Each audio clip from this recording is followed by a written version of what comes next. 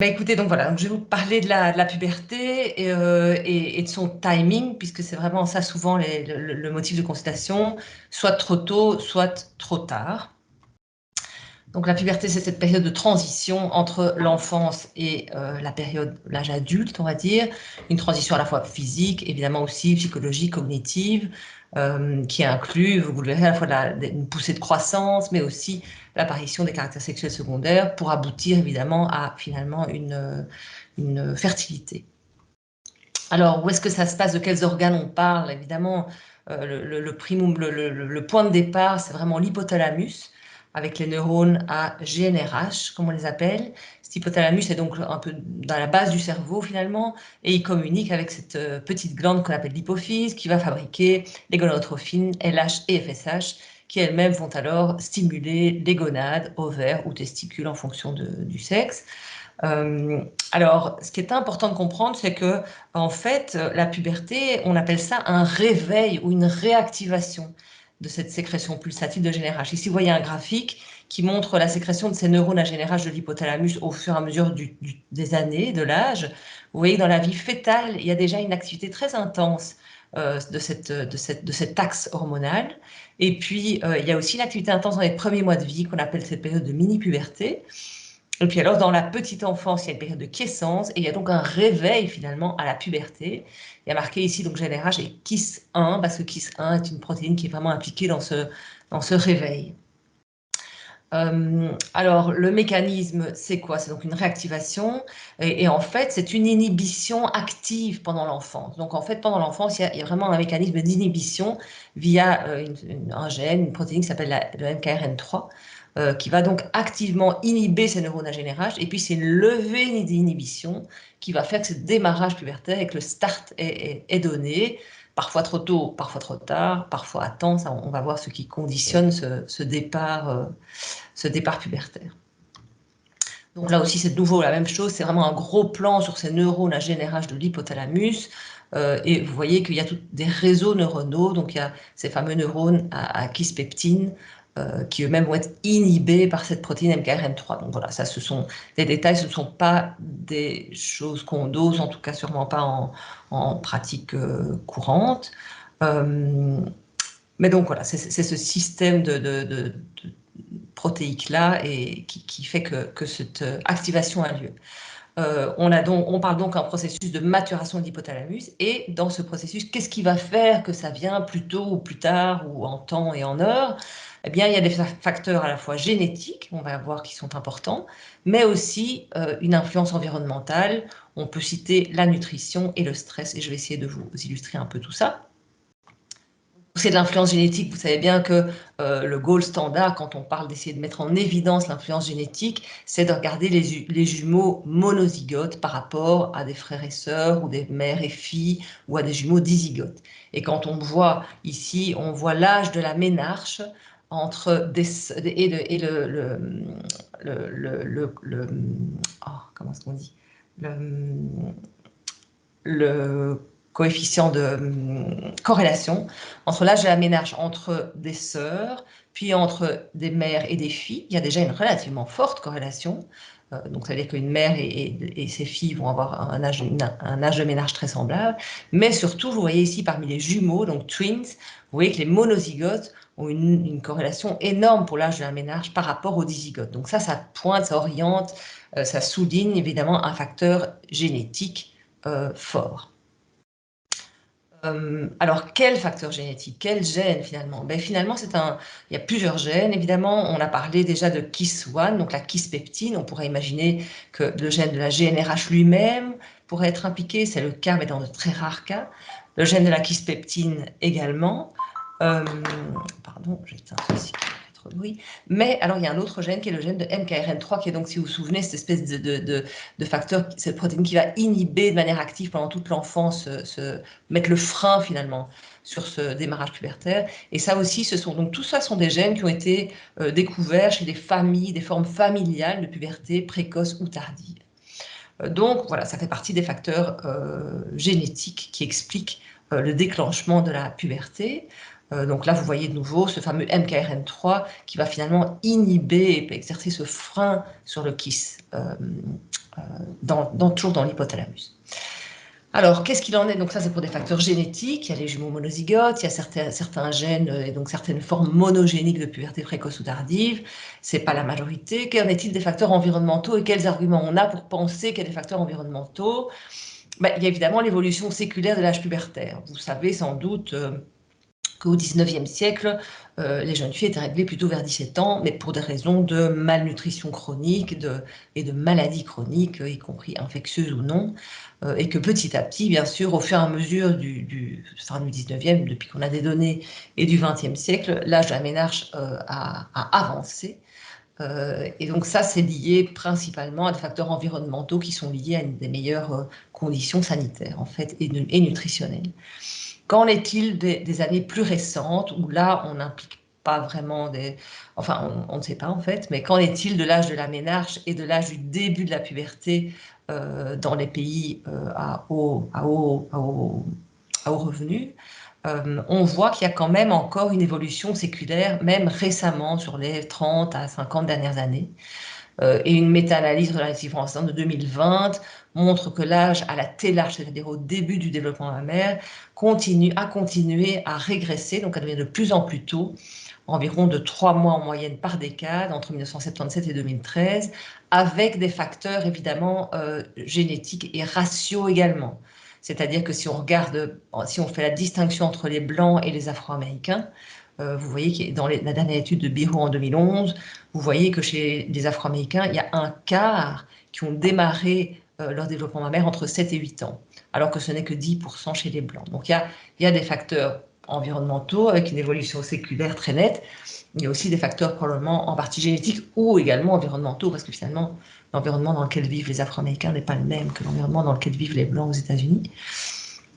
Alors, les facteurs environnementaux, comment est-ce qu'on peut imaginer que, en particulier, la nutrition, même si on parle aussi des estrogènes dans l'environnement, mais si on parle de la nutrition, comment est-ce que ce signal de nutrition ou de surnutrition ou de sous-nutrition dans certains cas va être acheminé à l'hypothalamus et quelles vont être les pièces du puzzle? Comment ça se fait que ces neurones à GNRH peuvent comprendre l'état de nutrition de cet enfant qui va devenir un adolescent?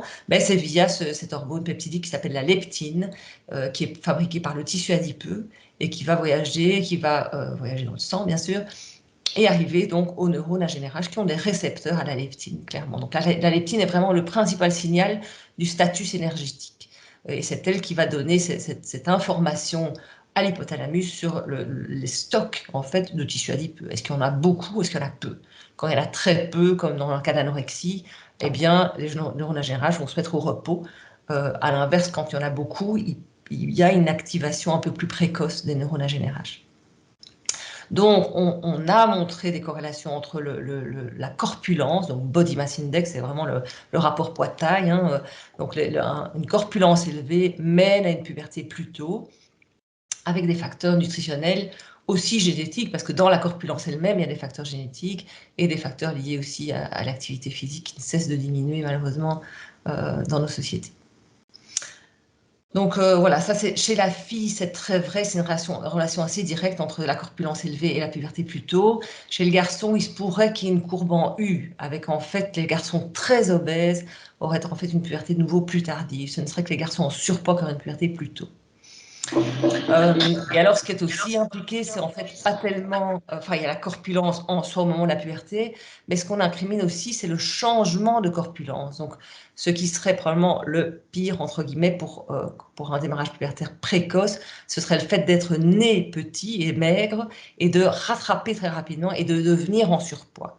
Donc, ce serait des changements de corpulence entre ce qui se passe même dans la vie intra-utérine et donc à la naissance, des enfants qui sont nés petits et maigres, et qui ensuite prennent trop de poids dans la petite enfance, et ça, ce serait vraiment un facteur favorisant pour une puberté avancée. Voilà, donc ça, ce sont pour les facteurs environnementaux.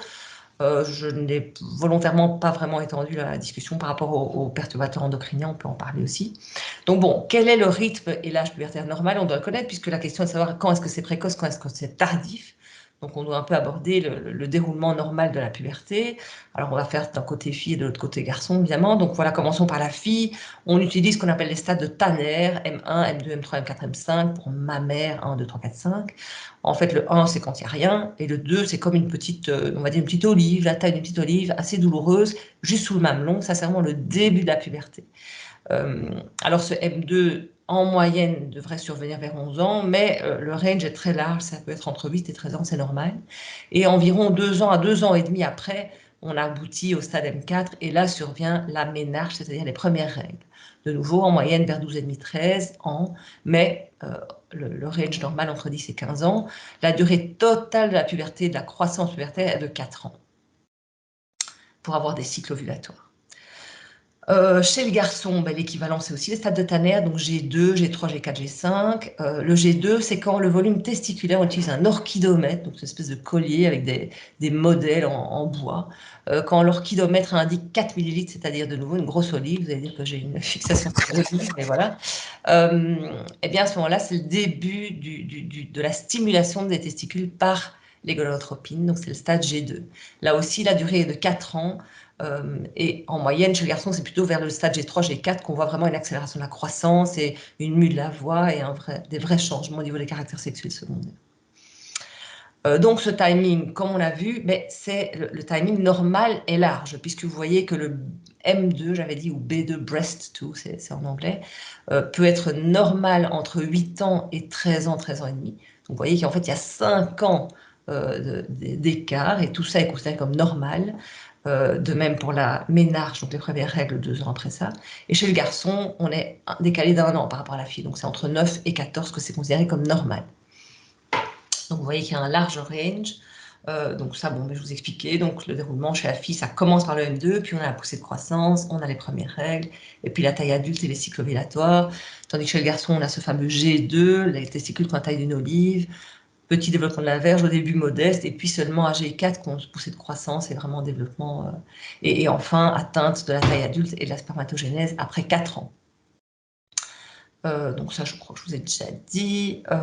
Alors, en parallèle avec tout ça, donc il y a les caractères sexuels secondaires, mais aussi la croissance pubertaire, puisque la puberté s'accompagne d'un pic de croissance. Le pic de croissance chez la fille est un peu, ceci c'est un graphique de la vitesse de croissance. Vous voyez ici dans une courbe de croissance, ça se traduit par le fait que la courbe accélère, hein, on voit tout de suite le point d'inflexion et une pente plus rapide ici pendant les années de la puberté. Et si on le met ici en centimètres par an, on voit qu'en effet, il y a un pic de croissance. Chez la fille, c'est environ 8 centimètres en une année. Chez les garçons, ça peut être 10, ça peut être 12. L'âge du pic de croissance est un peu décalé, puisque la fille fait sa puberté plus tôt que le garçon en moyenne. Et voilà. Bon, alors évidemment, pour détecter ce pic de croissance, il faut avoir des données de croissance. Donc évidemment, la première chose, c'est d'avoir évidemment simplement mesuré avant et en longitudinal plusieurs mesures pour voir un peu si on observe ou pas un pic de croissance.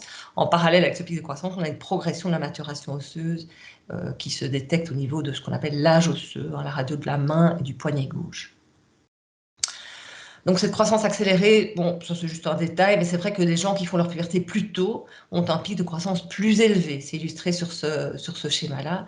Donc plus on fait une puberté tardive, on grandit plus longtemps, c'est vrai, mais le pic de croissance va être un peu moins fulgurant qu'un pic de croissance de quelqu'un qui fait sa puberté tôt, qui donc va grandir moins longtemps au total, mais aura un peu rattrapé finalement des centimètres en faisant un pic de croissance plus ample, enfin plus élevé. Donc voilà, ça c'est pour juste vous illustrer la fameuse utilisation de l'âge osseux, puisque ça c'est un examen paraclinique qu'on utilise assez souvent en fait. Alors on en arrive au retard pubertaire. Donc, le retard pubertaire est plus fréquent chez le garçon que chez la fille. Et d'habitude, le motif de consultation, c'est rarement la puberté, c'est plus souvent la petite taille. Donc, c'est les garçons qui viennent, première, deuxième, secondaire, 12-13 ans, en se plaignant de leur petite taille et de leur aspect, évidemment, infantile. Donc, bien sûr, je vous avais dit que la puberté s'accompagne d'un pic de croissance pubertaire. Donc, ça se traduit par le fait que chez quelqu'un qui n'est pas en puberté, il ne vit pas son pic de croissance pubertaire au moment où les autres sont en train de le vivre. C'est ça qui est frustrant. C'est-à-dire, vers 12-13 ans, le garçon se dit « mais qu'est-ce qui se passe? Tout le monde grandit sauf moi ». Et c'est pour ça qu'il consulte. Alors, on peut classer les retards pubertaires c'est un peu aussi une analogie avec la puberté précoce vers après, on peut les classer grosso modo en retard pubertaire qu'on dit constitutionnel, donc plutôt familial, simple, on va dire. Ils peuvent être fonctionnels, ça c'est dans le cas de maladies chroniques, d'anorexie par exemple. Dans ces cas-là, on va avoir en général des cellules gonadotropes qui ne sont pas activées, et donc on a peu de réponses. Si on fait un test au LHRH, on a peu de réponses. On peut aussi avoir un hypogonadisme central qui va être plutôt des formes en général génétiques, qui peut être isolé ou associé à une anosmie, ou dans le cas vraiment d'une, pas toujours génétique, ça peut être acquis aussi, dans le cas d'une tumeur pituitaire de l'hypophyse par exemple. Dans ces cas-là, on va aussi avoir une réponse basse au test LHRH, donc vous voyez tout de suite que là, on va déjà avoir des problèmes au niveau biologique, parce que pour faire la part des choses, c'est un peu pareil. Dans les deux cas, les neurones GNRH sont au repos. La seule différence, c'est qu'ici, ça va être transitoire et que là, ça va être définitif, ou presque définitif. Et puis après, évidemment, quelqu'un peut venir en retard pubertaire parce qu'il a une insuffisance gonadique, parce qu'il a reçu une chimiothérapie, il peut avoir une insuffisance testiculaire ou ovarienne, il peut avoir une torsion testiculaire, une orchite, enfin toutes sortes de formes, bien sûr. Mais dans ces cas-là, là, biologiquement, c'est évidemment plus simple, puisque tout de suite, on détecte à ce moment-là une très nette élévation des gonadotropines, LH et FSH, sans faire de test dynamique. On le voit déjà à la biologie de base. Donc, alors, dans quel pourcentage de cas est-ce qu'on voit quelle forme? Donc ici, c'est une étude qui vous montre, c'est chez garçons et chez les filles, un garçon qui viendrait pour un retard pubertaire, donc je vous rappelle, c'est après 14 ans en principe la définition, ben, environ dans 60% des cas, il va avoir le retard constitutionnel, donc quelque chose avec une histoire familiale forte, et quelque chose qui va être normalement de courte durée, spontanément résolutif. Dans 5 à 10% des cas, il va avoir une insuffisance testiculaire, chimio par exemple. Et puis, dans 10% des cas, il peut y avoir un hypogonadisme central, isolé ou pas, ou un hypopituitarisme. Et dans certains cas, également un hypogonadisme fonctionnel, cas de maladie chronique. Chez la fille, c'est un petit peu différent. Vous voyez qu'il y a un peu moins de retard constitutionnel. C'est ce que je disais dès le début, le retard constitutionnel est plus fréquent chez le garçon. Il y a un peu plus d'hypergonadisme, par contre, d'hypogonadisme ovarien, donc, et en particulier à cause du syndrome de Turner, qui est une insuffisance ovarienne sur une monosomie du chromosome X.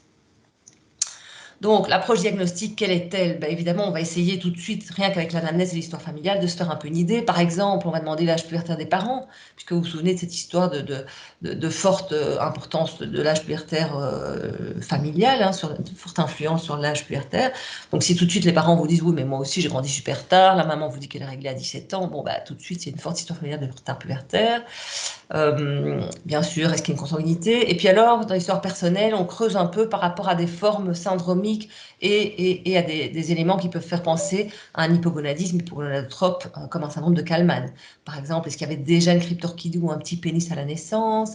Est-ce qu'il y a des choses associées comme, bon, bien sûr, la fameuse anosmie, ou bien des choses au niveau de la ligne médiane, une fente palatine, un syndrome de charge, un syndrome de Prader-Willi, enfin, tout ça, c'est des syndromes rares, mais donc syndromiques, on ne peut pas le louper. Je veux dire, un syndrome de charge, un syndrome de Prader-Willi, on le sait, c'est un enfant qui est suivi depuis très longtemps dans toutes sortes d'autres consultations. Est-ce qu'il y a une maladie chronique évidente, une maladie de Crohn, une maladie inflammatoire, une cœliakie, une hypothyroïdie? Est-ce qu'il y a une prise de médicaments? Est-ce qu'il y a un problème nutritionnel, une anorexie?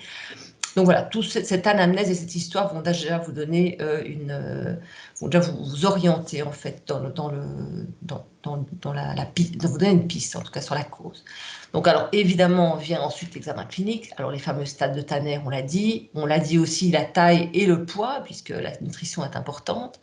Bien sûr les dysmorphies, un examen complet, la courbe de croissance qu'on aime tant et pour la taille et pour le poids et l'âge osseux.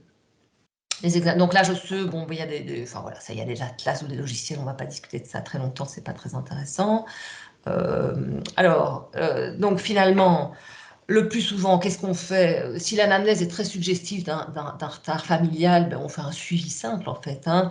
On vérifie éventuellement quand même qu'il n'y a pas une maladie chronique, une anémie, voilà, une insuffisance rénale, quelque chose qui serait passé inaperçu, une hypothyroïdie. On vérifie la prolactine, on vérifie quand même qu'il n'y a pas une insuffisance, je vous avais dit, LHFSH, s'il y a une insuffisance testiculaire ovarienne, on va le voir rapidement. On peut faire une testostérone matinale, elle est en général, si l'examen clinique est prépubère, elle va être prépubère, donc il n'y aura pas de surprise. Alors, qu'est-ce qu'il en est des gonadotropines? Ben, de nouveau, si elles sont élevées, là c'est simple, évidemment, mais si elles sont basses, c'est beaucoup moins simple, ça ne nous dit pas grand-chose. Alors, quand même, une LH de base dosable, plancher à fixe chez le garçon, on considère quand même que c'est un bon signe que la puberté est en train de démarrer. L'IGF-1 aussi est un marqueur quand même sensible, ça augmente énormément en puberté. Donc ça reflète l'hormone de croissance. Alors parfois, bien sûr, on fait un karyotype chez les filles, en particulier si la FSH est élevée, qu'on a l'impression qu'il y a une insuffisance ovarienne ou qu'il y a d'autres stigmates au niveau de l'examen clinique.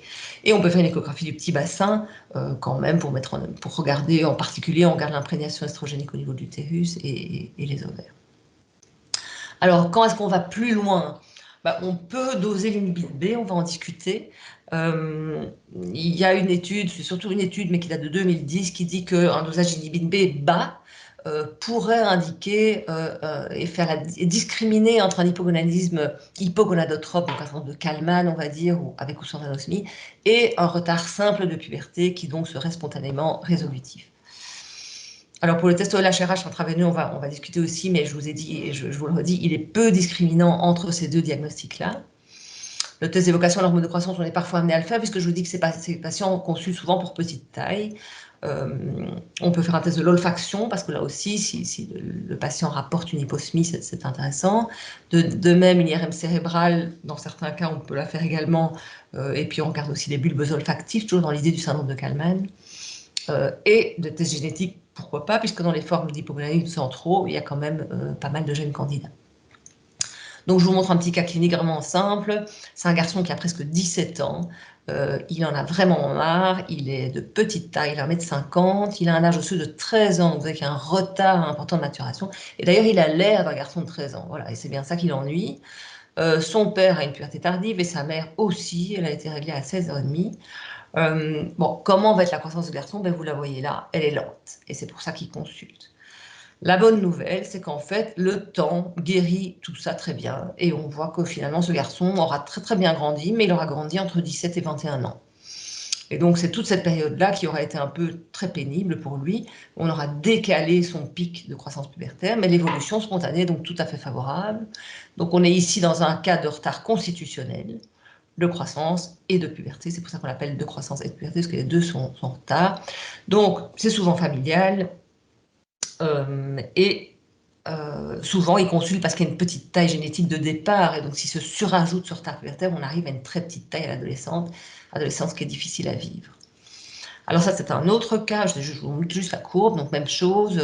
Le garçon se plaint d'avoir l'air d'être de petite taille et d'avoir peu de développement pubertaire, mais on voit tout de suite quand on regarde les courbes, et là on voit l'intérieur de la courbe de poids, qu'il s'est passé quelque chose de majeur ici au niveau du poids. C'est un garçon qui en fait a eu un trouble qui a eu une anorexie en fait, une anorexie, et qui donc a en fait perdu du poids dans une période tout à fait critique, malheureusement, entre 14 et 18 ans. C'était justement le moment où il devait faire sa croissance pubertaire et qu'il n'a pas faite. Donc il finit avec une plus petite taille. On est ici dans un cas d'hypogonadisme hypogonadotrope fonctionnel, c'est-à-dire que c'est un enfant qui a maigri, ça aurait pu être pour une cause comme une maladie de Crohn ou une maladie inflammatoire. Dans ce cas-là, on aurait vu par exemple l'hémato au niveau biologique, on aurait vu, et puis l'anamnèse aussi nous aurait aidé. Dans ce cas-ci, c'est l'anamnèse qui nous aide en nous disant que c'est un enfant qui a une anorexie, un adolescent plutôt. Donc ici, on est dans les cas d'hypogonadisme fonctionnel, comme je vous disais, maladie chronique, dans ce cas-ci, anorexie. Parfois aussi les athlètes avec des dépenses énergétiques très importantes. Parfois un syndrome de Cushing, mais c'est rare évidemment. Et le dernier petit cas, donc là c'est tout à fait différent, parce que vous voyez tout de suite que l'anamnèse révèle qu'il a une incisive manquante, donc ça fait penser à syndrome de ligne médiane. Il avait un petit pénis néonatal, il avait une cryptorchidie néonatale, et sa mère et sa tante ont une hyposmie. Donc avec ces éléments-là dans l'anamnèse, tout de suite il y a l'ampoule qui s'allume, on pense à l'hypogonadisme central. Et en effet, ce garçon se présente à l'aube de ses 16 ans en étant tout à fait prépubère, et en ayant en effet la croissance d'un garçon prépubère, et en ayant la biologie d'un garçon prépubère. Il a eu un test OLH-RH, donc il a un retardage osseux lui aussi, il a une testostérone qui est infantile, il a un test OLH-RH qui ne répond pas en LH, qui répond à peine en FSH, il a une AMH qui est basse, il a une inhibine B1 dosage, donc c'est vraiment un cas d'école, on va dire, qui est facile. Tous les cas ne sont pas aussi noir-blanc. Et son IRM montre une hypoplasie des bulbes olfactifs et son test de l'olfaction montre qu'il a une anosmie. Donc il a en effet un syndrome de Kalman et on est ici donc dans cette forme d'hypogonadisme hypogonadotrope Kalman avec anosmie. Alors, donc ça, c'est vraiment la bouteille à encre, c'est quand l'adolescent consulte chez nous, est-ce qu'il a un syndrome de Kallmann et est-ce que ça va être quelque chose de définitif ou est-ce que c'est un retard simple? Alors, je vous ai dit, évidemment, on se base beaucoup sur l'anamnèse qui va nous aider, l'histoire familiale aussi. Mais au niveau biologique, est-ce qu'on peut utiliser la LH de base? Non, ça ne va pas être discriminant. Est-ce qu'on peut utiliser le test OLH-RH? Eh bien non, il y a de nombreuses études qui l'ont montré. Alors c'est vrai que le test OLH-RH de ce garçon qu'on a vu précédemment était très bas, mais on a des retards pubertaires simples avec évolution spontanée favorable qui vont avoir ce même genre de test OLH-RH. Donc il n'est vraiment pas discriminant, il y a vraiment un overlap important. Et de plus, il faut savoir que 20 à 40% des hypoglycémiques centraux, en fait, démarrent leur puberté et puis elles s'arrêtent. C'est une puberté qui peut être partielle. Et donc, on ne peut pas toujours crier victoire, même quand parfois on a un test sous la charge qui est plutôt bien, qui monte un peu. On n'aura pas pour autant forcément une réponse définitive pour ces patients. Euh, et à l'inverse, on a des patients qui, jusqu'à 18 ans, jusqu'en pédiatrie, on leur a dit, écoutez, là, il n'y a rien qui démarre, vous avez un hypoglycémie qui a l'air définitif. Et en réalité, parfois, ce sont les adultes, les endocrinologues adultes, vers 20 ans et après 20 ans, qui constatent quand même un démarrage pubertaire très tardif. Donc, c'est très difficile d'être tout à fait, et même dans une même famille, avec un même terrain génétique d'hypoglycémie centrale, on peut voir ça. Donc pour le test au LHRH, bon, ben, le début de la puberté, c'est forcément quand on a un M2, vous voyez ici, ou un G2 G2 chez le garçon, M2 chez la fille, les réponses ne sont pas les mêmes. Voici la réponse au test au LHRH, ou au GNRH.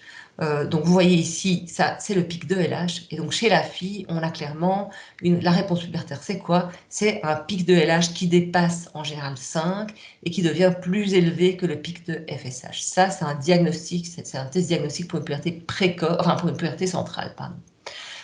Chez le garçon, donc en pré-puberté, on a une réponse prédominante en FSH. Et puis en puberté débutante, on a une réponse de LH et FSH qui seront assez proches l'une de l'autre. Donc un ratio plus ou moins égal à 1. On peut aussi utiliser, comme je vous ai dit, la LH basale, qui est quand même assez précieuse. Si on a une LH basale dosable, et on peut ne pas faire le test OLH-RH. Donc on ne le fait pas toujours. Maintenant, c'est vrai que dans les cas qu'on suit et qui n'avancent pas, qui ne progressent pas, on a tendance à faire le test OLH-RH tout de même pour documenter les choses, même si ce n'est pas discriminant. Qu'est-ce qu'il en est de l'inhibine B? Je vous ai parlé de cette fameuse étude de 2010 qui a regardé en fait les hypoglycémiques centraux comparés aux patients qui viennent juste pour pardon, aux patients qui ont un hypopituitarisme congénital, donc il leur manque toutes les hormones hypophysaires, eux, donc on est sûr que ceux-là ont l'hypoglycémie centrale, ça on le sait déjà. Et ici, ce sont les retards constitutionnels, donc familiaux. Et vous voyez que pour le dosage d'inhibine B, c'était assez discriminant dans cette étude-là, et ça reste vrai. Quand l'inhibine B est très basse, ici très basse chez les hypoglycémiques centraux, très basse chez les hypopituitarismes, eh bien, elle n'est pas basse chez les gens qui ont un retard constitutionnel de croissance et de puberté. Donc l'inhibine B peut aider quand même à discriminer entre quelque chose qui va être transitoire, et donc il faut un suivi simple, et quelque chose qui va être peut-être définitif, bien que je vous ai dit qu'il y a quand même un certain pourcentage de ces patients qui vont finalement peut-être quand même développer une puberté très tardive ou bien une puberté partielle. Ici, on a une autre publication qui nous aide à... Parce que vous voyez que les dosages d'inhibine B varient en fonction de l'âge. Donc évidemment, ça dépend. Si je vois un bébé ou un enfant de 2 ans et que je lui fais un dosage d'inhibine B, c'est pas la même chose que s'il en a 6. Mais on considère qu'une inhibine B en dessous de 35, c'est quand même très bas. Hein. On est en dessous du percentile 3 et donc ça peut être un argument en faveur d'un hypoglycémie centrale. Enfin, évidemment, le plus informatif, finalement, c'est le suivi. Alors évidemment, bon, sauf qu'il faut suivre les gens jusqu'à ce qu'il ait au-delà de 18 ans pour conclure si ça va être définitif ou pas. Et donc ça n'arrange pas tellement les patients, bien sûr. Voilà. Alors ça, c'était pour la puberté tardive. La puberté précoce, ben, c'est un peu l'image en miroir, c'est-à-dire que c'est une réactivation prématurée. C'est donc une levée de ce fameux frein. Je vous ai dit la définition, c'est en dessous de 8 ans pour la fille, en dessous de 9 ans pour le garçon. Maintenant, attention, parfois on a comme ça un début de développement mammaire, c'est pas forcément une puberté évolutive. Donc ça, c'est toute l'évolution clinique ici va être importante pour voir si on a une vraie puberté évolutive ou pas, et quelle est la vitesse d'évolution de cette puberté. Donc on va évaluer la clinique de nouveau, on va utiliser les stades de Tanner, on va voir la progression, on va voir les patients après 3 mois, voir ce qu'il en est, voir s'il y a une croissance accélérée, voir l'âge osseux, et de nouveau au niveau biologique, on va doser les stéroïdes sexuels, mais la testostérone chez le garçon est fiable s'il est dosable. Chez la fille, avant que l'estradiol soit dosable, on est presque en préménarche. Donc en début de puberté chez la fille, l'estradiol pour nous est malheureusement un outil vraiment tout à fait décevant et pas utile du tout. La testo un peu plus, elle est plus précoce. Donc ça veut dire que l'élévation, on peut détecter une puberté débutante chez un garçon quand la testostérone est dosable. Chez une fille, avant que l'estradiol soit dosable, il faut une puberté qui est déjà tellement avancée qu'on a presque plus besoin de la biologie à ce moment-là.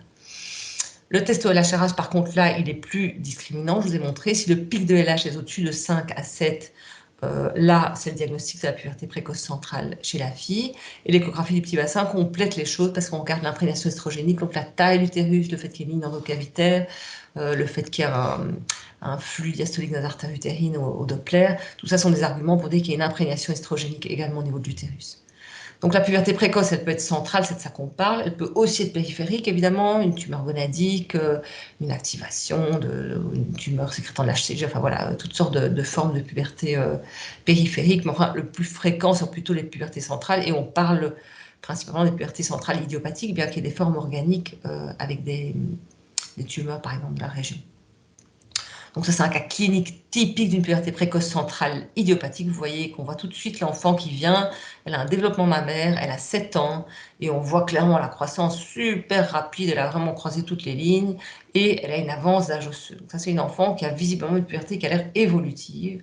Là, on l'a suivie, maintenant, c'est entre elle a 8 ans, elle grandit vite. Bon, voilà, je ne vais pas tout vous raconter.